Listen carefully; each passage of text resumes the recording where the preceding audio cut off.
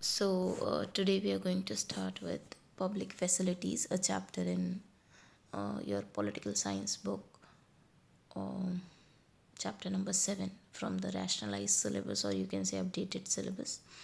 So, we're going to start with this, but before that, I would like to tell you to see this picture sincerely, because this picture is showing the condition of water availability in the parts of our country, and yeah, in the world also. People are suffering from water scarcity. So we'll be talking about water as well, because we are going to talk about public facility. These are basically the facilities required by people anyhow to sustain their life, to survive. So we'll be talking about it, and there are examples given. Like there are two kids, Amu and Kumar. They are traveling through Chennai and they are exploring different places, and they find that there are different problems related to water, or some area like where the water availability is good. So they are seeing that. We'll see Annanagar, Saidapet, then Madipakkam, and then Mylapore, these places. Okay, so let's begin.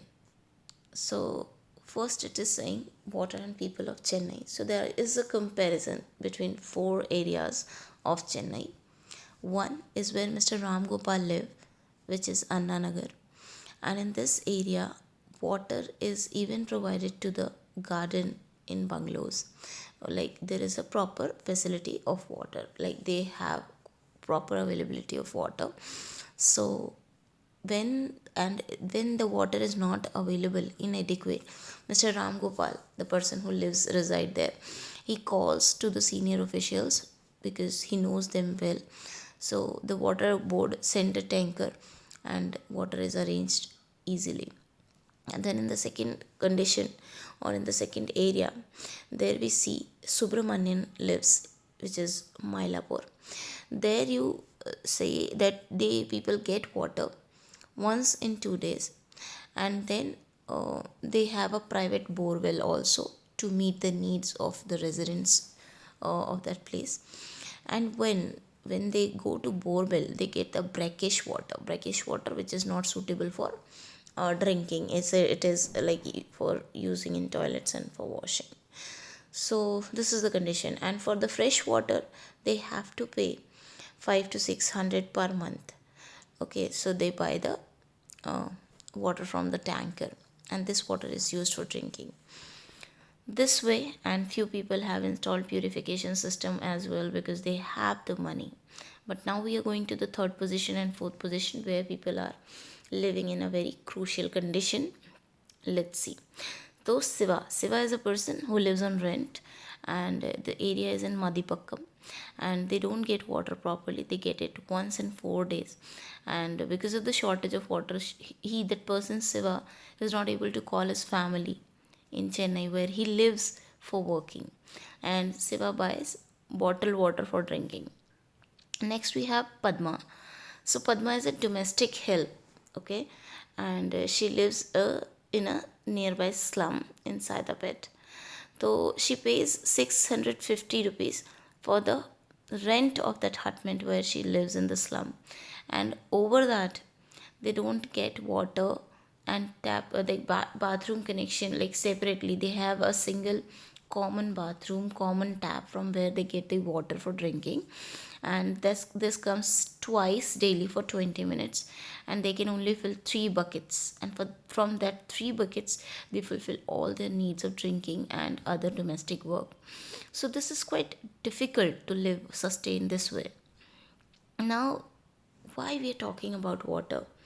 Because water is a basic necessity, and being a basic necessity, it was put in the fundamental rights. Yes, this is the part of fundamental right. We know there are 6 fundamental rights, and out of that one is freedom, right to freedom. In that, right to life comes. Okay, and in Article 21, this right to life like is mentioned. So it is because we know that water is an essential part of our life, good health. And if there is no water, there is no clean water available for all, people will suffer from different diseases. And there is some fact given, like over 1600 Indians, most of them children below the age of 5, reportedly die every day. Like 1600 Indians dies every day because of the water disease. This is really severe condition. These deaths can be prevented if people get safe drinking water. अगर उनको access मिलेगा safe drinking water का, then they will be able to like save their kids, okay, and themselves as well. The Constitution of India recognizes the right to water as being a part of right to life under Article 21. I have already told you that in Article 21 right to life is given. It means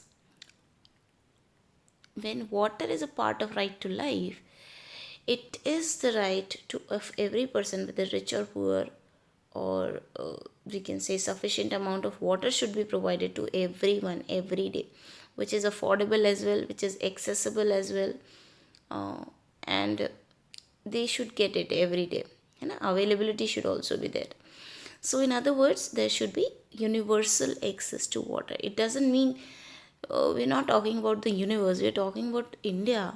And universal access means everyone should get it. Okay. So this is it. And then we talk about cases, verdicts, decisions of Supreme Court and High Court related to this. So in your book, there is one example given when in 2007 the Andhra Pradesh High Court restated this whole hearing. It is started in a village, like one villager of Mehboob Nagar district complained about contamination of drinking water. And the situation was that villagers' complaint was that a textile company was discharging poisonous chemicals into a stream near his village, and water was getting contaminated because of that, and that couldn't be used for drinking like purpose and irrigation as well. So the judges directed, what was the verdict of High Court, that the judges said that the Mehboob Nagar district collector has to supply 25 liters of water to each person in the village, and it is for every day. Okay, so this type of verdict, it is just one example. There are many examples, such examples throughout the country. Okay, now we will be talking about particularly about, and you can see here we see SDG in the right corner.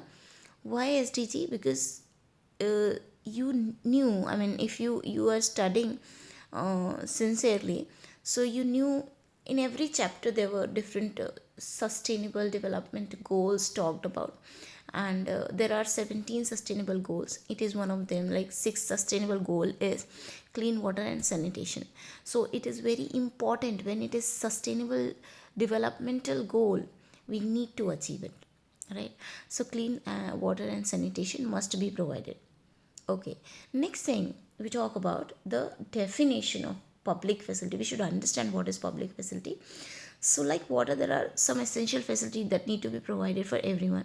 So we studied about healthcare and sanitation last year, and this year we are talking about different other things like electricity, public transport, schools, colleges, and of course we are talking about water as well.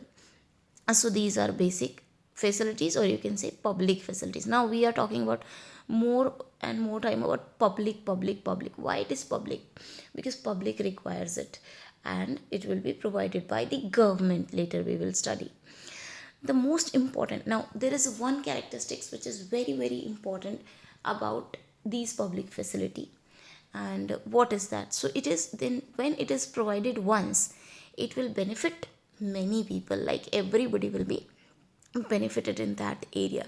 Suppose if we talk about a school in a village, it will enable many children to get education. If we talk about electricity supply in some area, it will be useful to many people, whether it is the farmer, whether it is the residents, whether it is the kids studying in the school, everybody.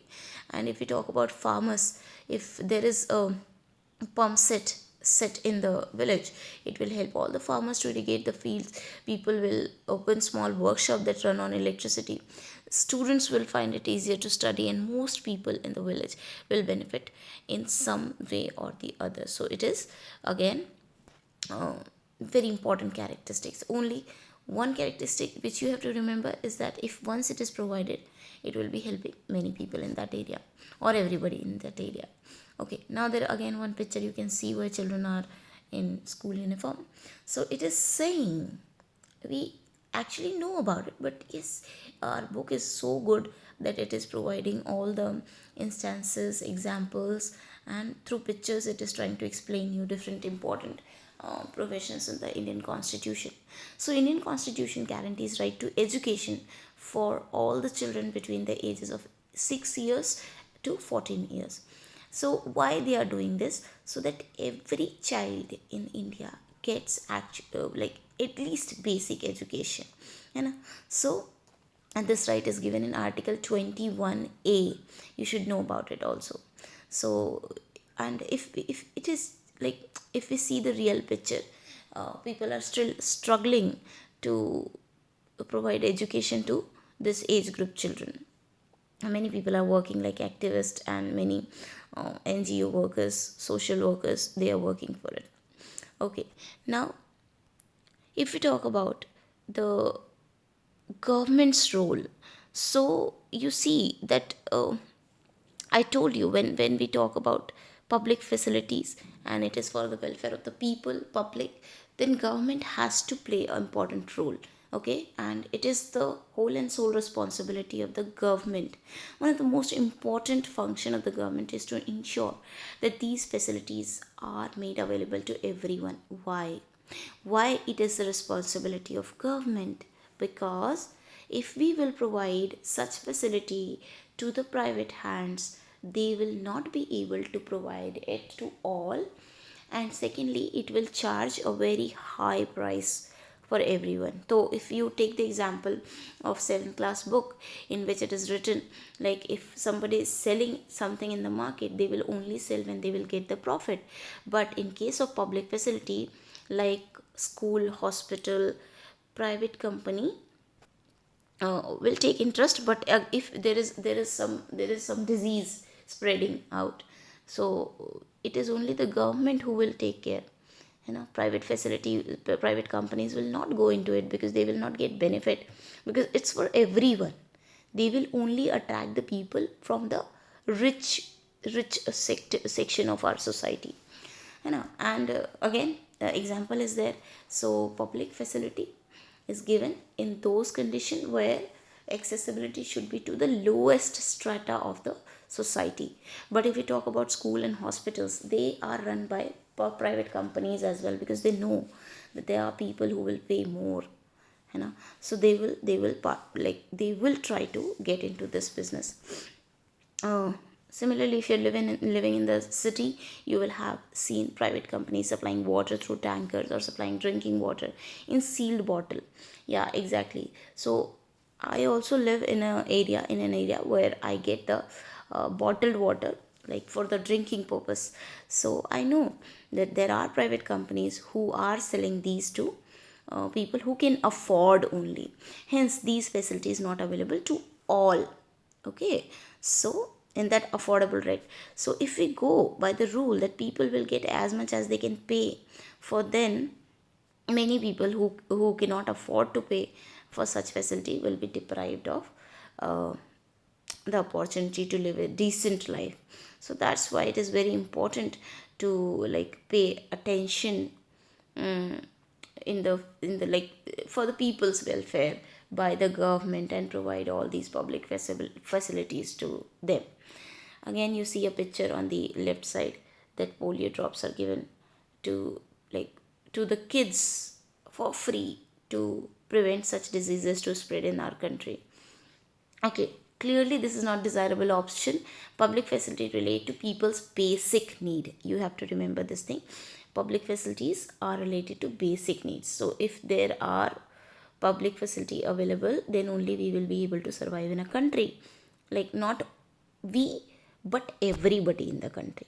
Any modern society requires that these facilities are provided so that the people's basic needs are met, and the right to life that constitution guarantees for all persons living in this country will be fulfilled. Okay, the responsibility to provide public facility therefore must be that of the government. So there are three things because of which government needs to provide all these facility. One, that it is mentioned in the constitution that it will be a fundamental right if you're living in the country. Second thing, that government takes taxes from us, so again it's the responsibility of the government. Third thing, private company will not avail it for everybody, so again it's the responsibility of the government.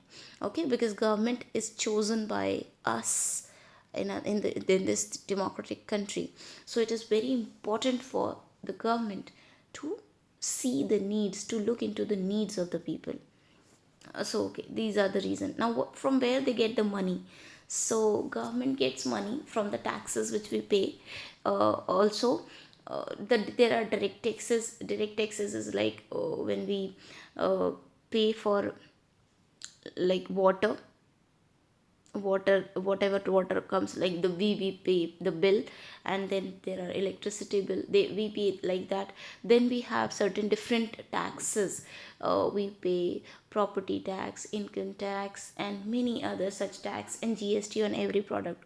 So these things are going to be goods and services taxes, are also being the part of the money which government gets to provide all such facilities to us.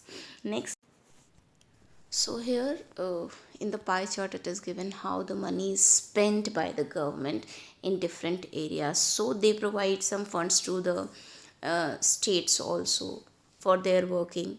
You have learned in 7th class and 6th class as well, where you were talking about the rural government, so how they do get money for all these things. So from here they get, and then subsidies are provided, then other expenditures are also, pension is given, defense, then some schemes run by the central government, and we pay the like we pay the credit also back, the interest of the credits. So this way it goes. And then we have, why, what are public facility? We have already answered to this question, that public facilities are basic needs of the people living in a country. Okay, now here it is again one pie chart given, and it is showing that whatever tax is coming to central government, it comes from which department, from where. So there are different taxes. I told you, custom is something which is coming from outside the country. Okay, then there are excise duty, then there are non-tax revenue, different types of things, then income tax, then corporation tax, then borrowing and other liabilities, then GST, then non-debt capital receipts. So ये सब आपके जो है type of taxes है from where the government gets money to provide you the public facility. Because we have this much money, that's why only we are able to fulfill the needs. So here one example is given that the government has planned ambitious metro rail projects for Delhi and other metropolitan city. 11,000 crore was spent from the government budget for the construction of first segment of the metro rail in Delhi using the latest technology. So can you see that when the first metro part, you need to search out when Delhi got the first metro rail in the city. So yeah, just check out it. So this much money is going to be spent over there. Now again the question is, for analysis of whatever you have understood, that water supply to Chennai, is it available to everyone? No, it's not available to everyone. There are different problems for different areas, and people are suffering from water scarcity. In rural areas, you can see in the picture what is the condition. People are digging holes to get water out of it. Okay, now in some areas, like if you talk about the cities, for those areas, if the water is not there, they are having the problem of water shortage. So what they do? So they contact the private companies. In that case, what happens? The shortage of water has opened up opportunities for the private company in a big way. Many private companies are providing water to the cities by buying it from the places around the city, like from the villages. They exploit their land and take water out of that area, and then they sell it to the market. So this is a very serious problem again. So if there is an example given in Chennai, water is taken from nearby towns like Mamandur, Palur, Karungizi, and the from the villages of the north of the city, using a fleet of over 13,000 water tankers. Every month, the water dealers pay farmers in advance for the rights to exploit water resources on their land, and this water is taken away not just from agriculture but from the drinking water supply of the villagers. Groundwater levels also drop just because of this. So it's very difficult for people living in the village to manage their water needs. Okay. uh, okay, now next is in search of alternatives. If there is so many problems, what can be done and what could have been done till now, we'll be talking about it. Okay, so the situation is Chennai is not unique. A similar scenario of shortage of water and acute crisis during the summer month is common in every city. Yes, in Delhi also we face such problem. 2 or 3 days water does not come to our taps because of the excess need of water in the summertime. The shortage in municipal water is increasingly being filled by an expansion of private companies who are selling water for profit. Also, common people are the great inequalities in water. Okay, the water supply per person in an urban area in India should be 135 liters per day. It means 7 buckets, a standard unit set by Urban Water Commission. And if we talk about the slum area, so they will get it in 20 liters. They are getting actually 20 liters per day per person. So it's one bucket. People living in the luxury hotels, they consume 1600 liters. They are allowed because they are paying for it. So they are allowed to use such amount of water per day. A shortage of municipal water is often taken as a sign of failure for the government. Yes, when the municipal water is not available to everyone, it means government failed somewhere. Some people argue that since the government is unable to supply the amount of water that is needed, and many of the municipal water departments are running at a loss, we should allow private companies to take over the task of water supply. Now, they are saying that please provide it to the private companies. Now, when the private companies is taking over all this work, what happens in that case? Let's see. So consider the following facts. Throughout the world, water supply is a function of the government. There are very few instances of the private supply. There we will be seeing a example from the Brazil. Like from Brazil, there is a city named Porto Alegre. We'll see what is the condition there. The condition is that there are many people who are poor, but still they have kept the infant's death very low. Why? Because they are providing clean water to everybody. They are able to manage. The city's water department has achieved universal access to safe water for everyone. Universal access means it is going to be for everyone, and this is kept the main reason behind this is the main reason behind the lower number of the infant deaths actually. Whatever profit the department makes is used to improve the water supply. The working of water department is transparent, and people can have a direct say in deciding which project the government should take up. Through a process of public meetings, people hear what the managers have to say and also vote on their priorities. So it means involve people as much as required, as Porto Alegre government is doing, and they are successful in doing that. So this is a kind of example or direction given to us what can be done in that case. If we want to make it easy, we want to plan to make it easy. There are areas in the world where public water supply has achieved universal access, which we have seen already. That is Porto Alegre case. Then you see in on the side, on the right side again, there is one more goal. 11th goal is also mentioned here, which is sustainable cities and communities. When it will happen? When everybody will be able to use water wisely. Then we have this responsible consumption and production, that is goal number 12. So we should again, yes, we should be responsible. How and like how consumption can be reduced, so that is completely the duty of people living in the country and the world. In a few cases where the responsibility for water supply has handed over to the private companies, there was a steep rise in the price of water. Of course, it will happen because we saw that private companies only involved when they get profit. So, it was being unaffordable for many people in that area, and cities saw huge protest with riots breaking out in the places like Bolivia, again a country in Europe, forcing the um, government to take back the services from the private hands. So once they protest to give it to private companies, and then they wanted to get it back, and like government should take the responsibility. So it happens when they see the consequences.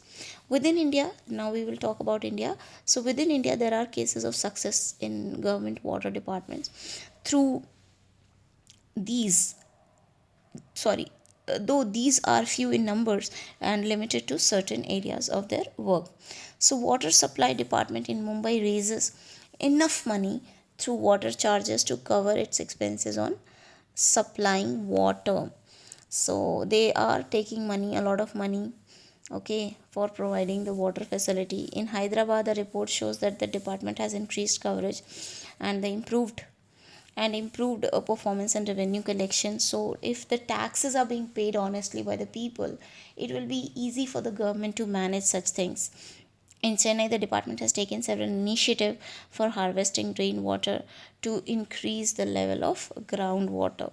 So they are taking up new methods of conservation of water, due to which they are getting water, proper water in their area. It has also used the services of private companies for transporting and distributing water, but government water supply department decides the rate for the water tankers and give them permission to operate. Hence, they are called on contract. So, on contract, subcontract, we have learned these things in sixth class also. So, when it's not possible for the government to do everything, they give things to the private companies on contract basis. Okay, now here you see one more public facility, which is a local railway in Mumbai. So if we talk about this, so Mumbai's suburban railway is well functioning public transport system, and it is to remember that it is the densest route in the world, and every day they attend 65 lakhs passengers. So it's not like a small number, it is a very big number for for a country like us. Note that the high cost of housing in the cities make it impossible for average worker to live in the city. So that's why they have to go away. I mean, they have to live away and they have to travel every day like this. Okay, next we have this extended learning. It is very, very important to know about Sulabh in India. So in India, you know, there is a Sulabh Sauchalaya available in every corner of the city. No, not India, in Delhi. It is available everywhere. So there is one committee mentioned, which is Rajkot Sanitation Committee in 1896. So work is going on from that time.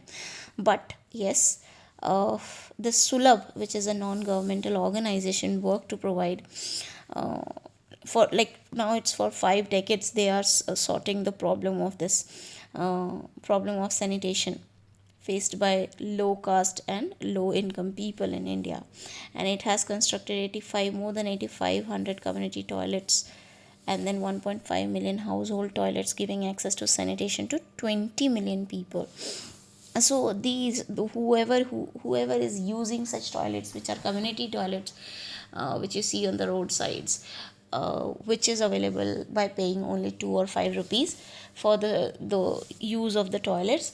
And yes, this is used by the poor people, and because they don't have toilet availability, toilet facilities at that place. So for that purpose they are working very hard, and yes, they charge some money, so it is mentioned there. Then we have conclusion for this, that okay, there is one more fact given about electricity, which is again a public facility, and such wires, that mingled wires you can see everywhere in the localities in Delhi and in many other, or like in every city or villages in India. So, according to the census of 2001, rural household electricity availability is just 44%, which means that 78 million people households are still in dark. They don't have electricity power at their place. So what conclusion we can find out, that public facilities are like related to our basic needs, and Indian constitution require right to water, health, education as the part of right to life. So everybody should get it and government should work for that. But if we see the reality, if we see the picture in real, so it is not satisfactory. It is completely far away from the satisfaction level. So there is a very sincere need from the government side to find out such facility for everyone and provide such facility to everyone, so that uh, we can see the Indian constitution working in real manner to provide equality in the country. With this we end this chapter. I know this is a little lengthy chapter, but yes, it will help you throughout, for sure. Thank you for watching.